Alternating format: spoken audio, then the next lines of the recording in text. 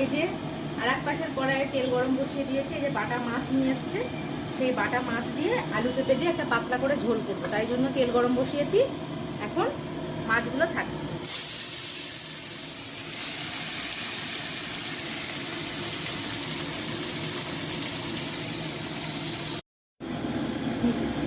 মাছ বসানোর জন্য কড়াইয়ে তেল দিয়ে 5 ফোড়ন দিলাম। তেলটা একটু কালো হয়ে গেছে, এর মধ্যেই করবো। আর এই যে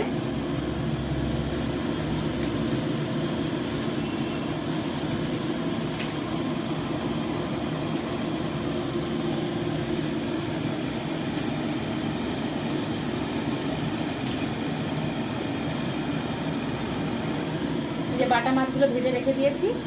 তেলটা গরম হয়ে গেছে, তেল 5 ফোড়ন। এবার আলু পেঁপেটা ছেড়ে দেবো।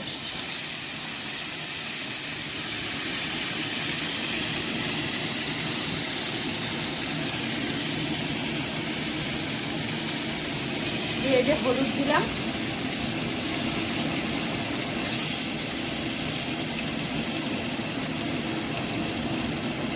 লবণ দিলাম। এবার একটু তেলে ভাজবো, ভেজে জল দিয়ে দেবো।